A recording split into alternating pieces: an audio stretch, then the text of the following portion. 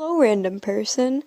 I'm Curb, and if you take a look around my YouTube channel, you may notice that I really like My Hero Academia. Really like it. Have you seen all this fan art I've made? All these animations? Yeah, I'm mentally ill. And recently, My Hero Academia just got its longest arc, the war arc, and I want to talk about it because I was present through pretty much everything, and it was hurt. It was just pain. Little disclaimer, this isn't an analysis video, nor is it really a summary. It's more just me talking about my favorite parts and just screaming about things. So if you haven't read the manga, then maybe click away. It starts off with the heroes arriving at the hospital and finding the doctor. They figure out that he's a billion years old and is actually a clone. The real one is currently performing an exorcism on his best friend's son. President Mike yells at a doctor. Fun! Also John. He's really important. John is the first casualty? Best girl Mirko! Look at her. I love her. She could curb stomp me and I'd thank her. I love you. She goes a-running after the real doctor and breaks all those good quirk files. And I know that the quirks are stolen, but couldn't they have used those? They're probably super valuable quirks. If only Dobby hadn't failed to retrieve Hood's body. Dobby, you have done nothing good in your entire career. All the Nomu then gang up on Mirko, and there are at least 4, all of which are nearly high ends, and if not, they are high ends, and she barely hesitates taking them all on. We finally get to see her fight, and I love it so much. A Nomu literally tells her to die, and she straight up says, "No, you." I love this woman. Remember how Endeavor battled one high-end Nomu, got his face cut, and then passed the heck out? Yeah, Mirko got her arm ripped off, and she barely flinched. All I am saying is that if Mirko's the #1 hero, all of this wouldn't have happened.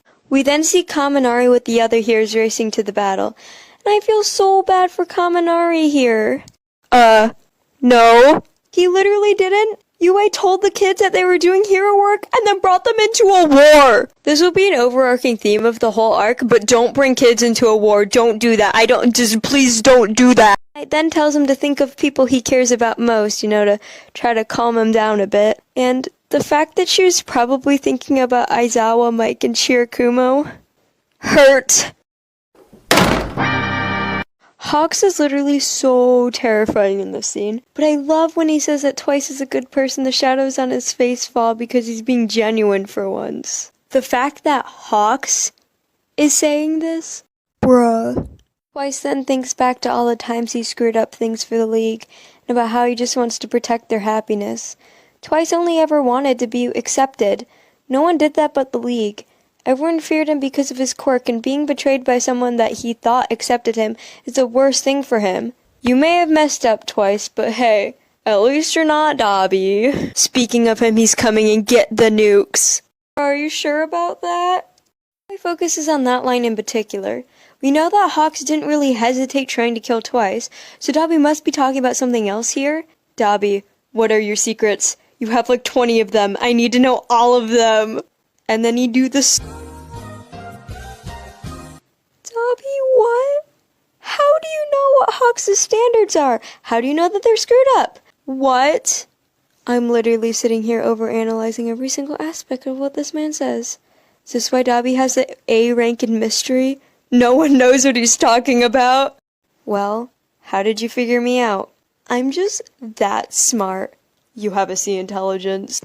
Look at how pretty he is, though. Also, look at the little gay hand flip. High five, though. I am broken. This hecking panel changed my life. And no, not for the better. I know.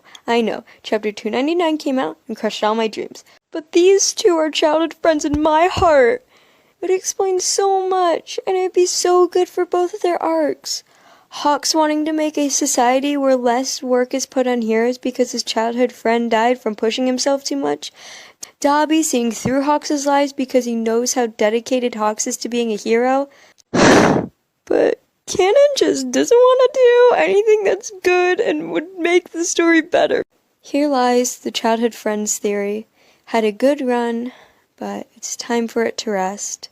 You will never take this from me! Not even from my cold, dead hands! Please, it's over. It's time to let go. How did Dobby find Hawks' mom, huh? Research? Dobby actually thinking? Funny joke!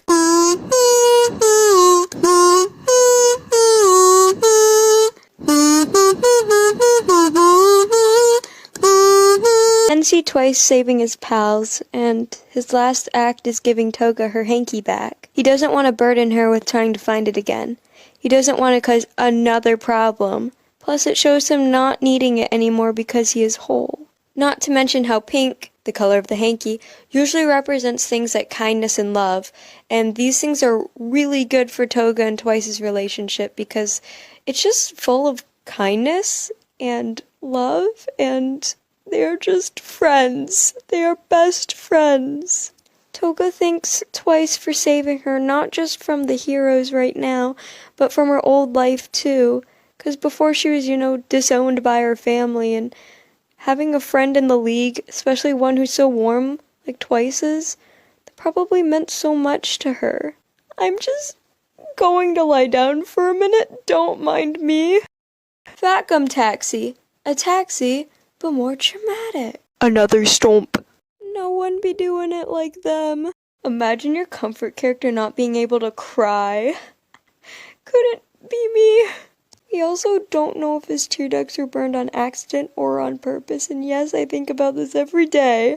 Hawks thinking back to his childhood, looking at the Endeavor plushie, and asking Dobby who he could be. Then that hecking black speech bubble. It haunts me. I wake up in a cold sweat thinking about it. What did he say? It couldn't have just been his name, because since he reveals that later, so I don't know. I guess it's just the boyfriend privilege. Who are you? I am.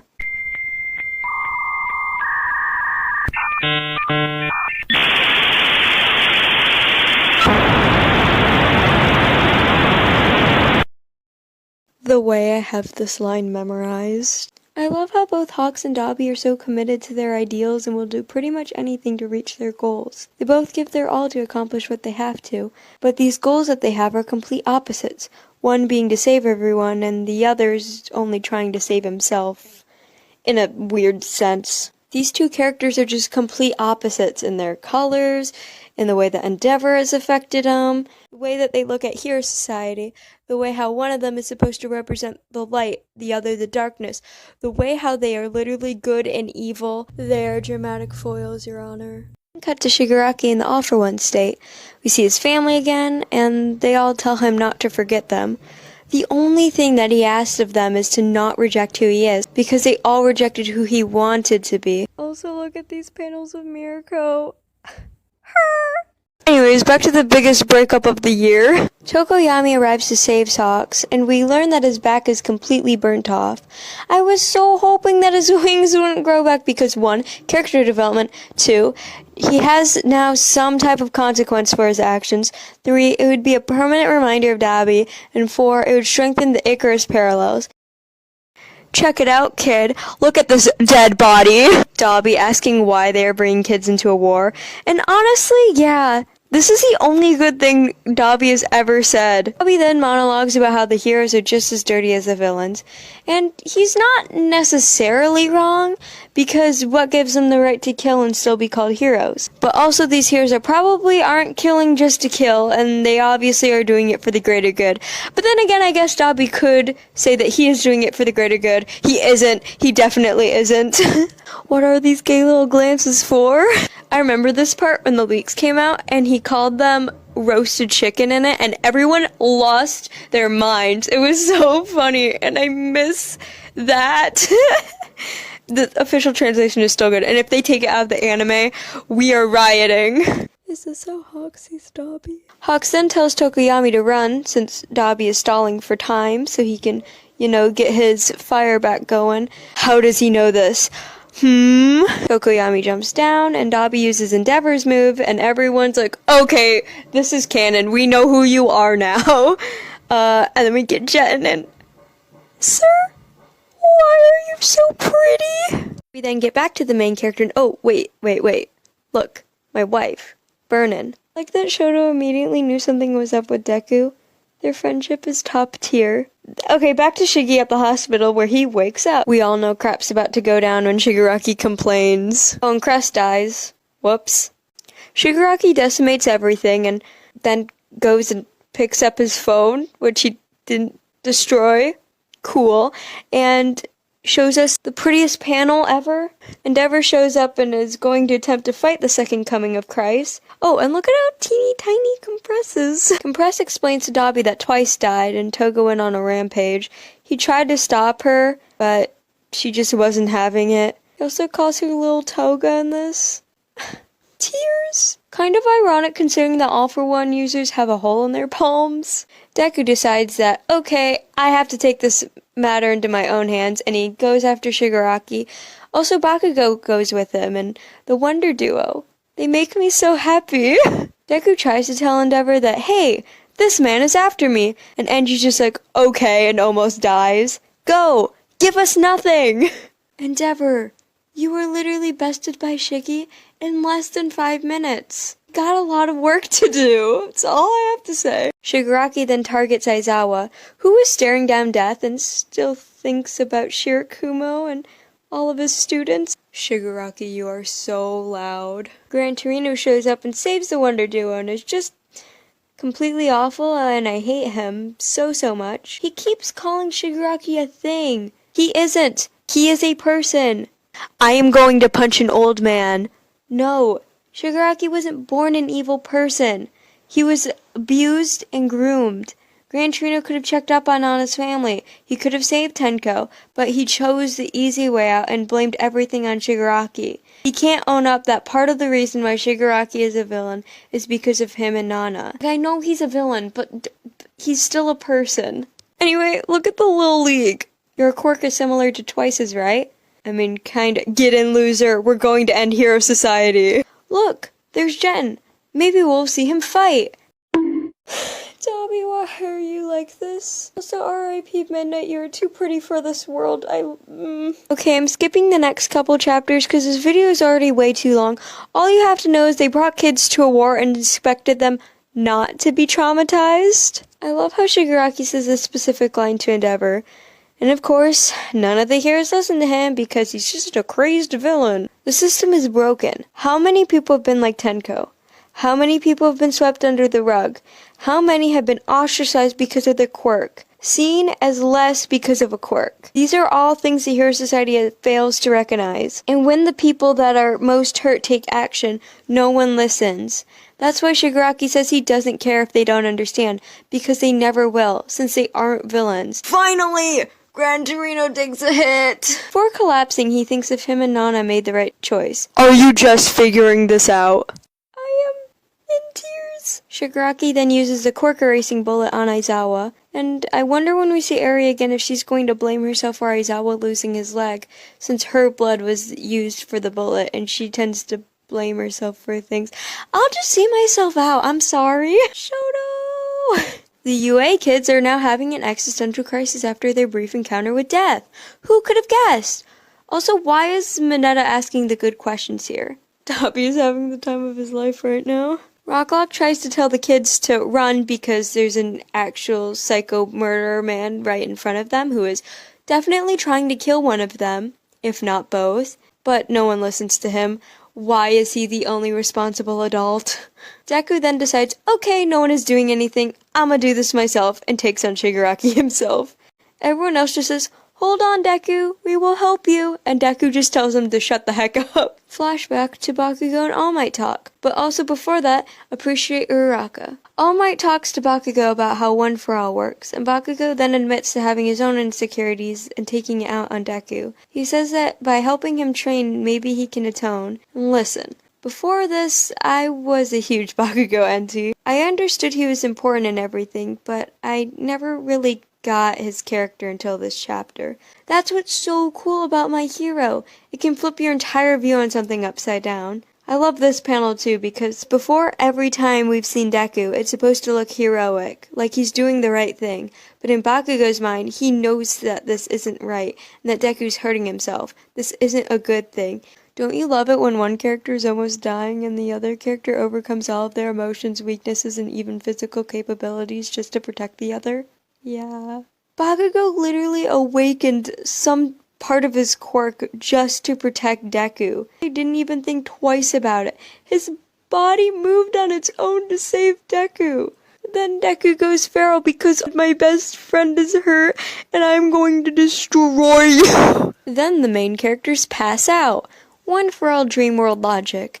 It just be like that. Love how All For One looks like a parasite growing out of Shigaraki's back. Shigaraki sees Nana for the first time, and the way he was about to ask, why were you a hero? Because her being a hero triggered everything that happened to him. But he doesn't ask. It hurts. One for All talks about how they chose Deku because he is selfless, and this just reiterates the point of what a hero is. It's someone who saves others no matter who they are. We can see the pain in Deku's eyes as he watches Shigaraki here, the person most hurt. The gay little stance, though. Look at him smile. Toga going through it. No, but really, she is asking the good questions here. When you see your GF. Alright boys, we heading out. Spinner stops her before she can leave and explains that she isn't the only one sad about Twice. He isn't going to stop her from being herself. He just asks that they come back to them. You're going to meet your girlfriend? Alright, be back at 8. Cannot wait to see this line in the anime. Toga then disguises herself and lures Uraraka away.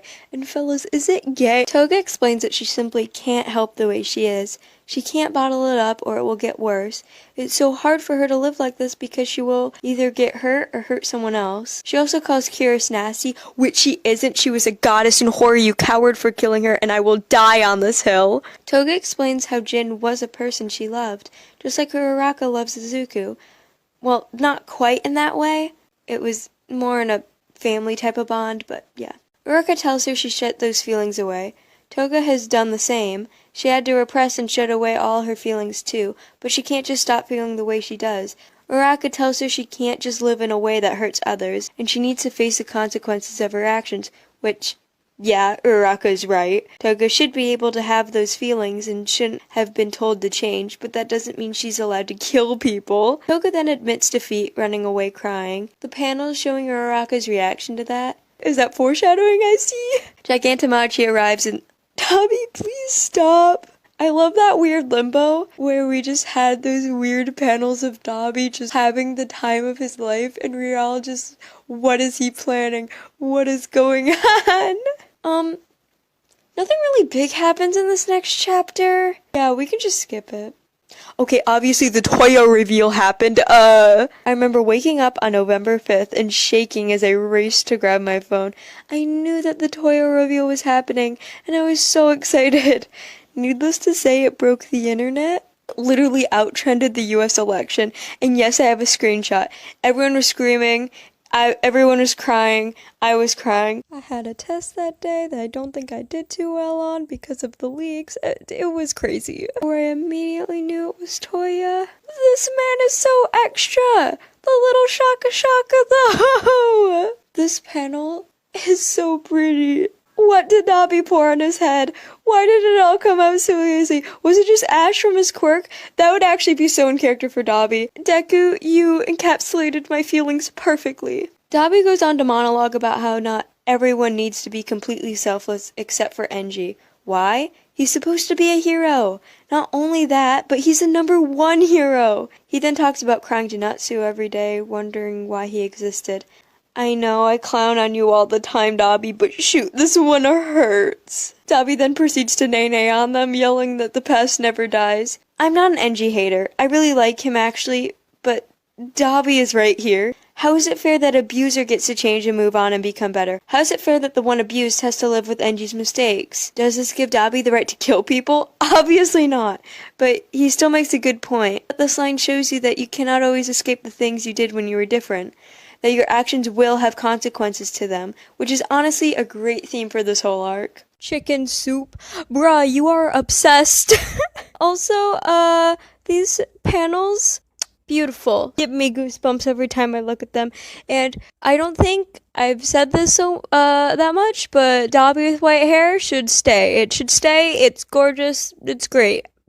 10 out of 10. Toya, I love you! So he burned to death, and only a jawbone was found? Whose jawbone was that? Did you dye your hair? What? Me? Do something like that? No, never. Look how excited he was to be a hero. Look at his smile. Also, why isn't anyone talking about how much pressure Enji is putting on Toya? He says how Toya could be the one to reach his eternal goal. This is why Shoto being his replacement also hurts Toya way more. He was supposed to carry his father's goal and trained hard to be only seen as weak. Look at the little star blanket.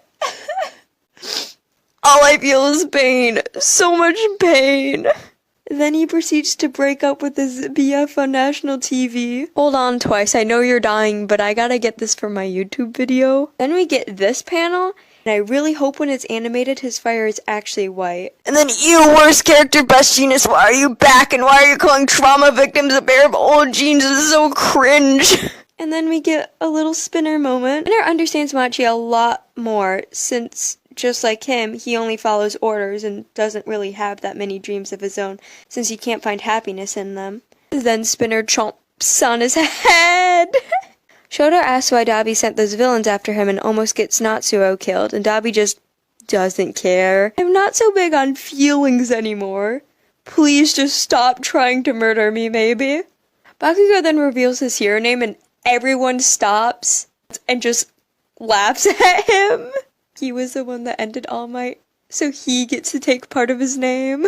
Forgot to mention this, but Mirror comes back. In the unofficial translation, he yells PogChamp as his entrance, and I can only hope they keep that in the anime. Panel is just a summary of the arc. The fact that Dabi had so little attention that he associates abuse with love gets me every time. Dabi, it's your power. Stop trying to kill your brother. It's not very nice. You can't tell me what to do. Mr. Compress! You finally get a chapter. You finally get the recognition you deserve. I love you. In this panel, he's probably thinking about saying Twice. Exactly. These villains aren't doing this for no reason. They aren't just crazy. They have reasons. So, Mr. Compress is related to a Robin Hood-like criminal. So wait, hold on. He wasn't even a criminal? He was just doing justice? Mr. Compress top tier. Why are you so pretty? Look at him go! Miura, you can't let this man have one thing, huh? Aw, them. Then Spinner gives him a kiss or something to wake Shigaraki up. The last chapter shows how Deku isn't done fighting, but realizes something that none of the others have. It's that Shigaraki needs to be saved too. So, yeah, that's the war arc for you. Let me know if I should do more of these type of videos. I would love to talk even more about my hero, maybe on a more specific character. It looks at dabihawks. Or a future arc. Or maybe I can talk about another series. I really want to read the Jujutsu Kaisen manga, but I think that it's going to emotionally wreck me. And I think that the white-haired boy and the black-haired boy were childhood friends and now they're enemies and they broke up in front of a KFC and their principal got involved? I don't know, but I'll probably read it eventually. But yeah, let me know if you like this and I will make more videos like it. I put a lot of effort into this, okay, bye.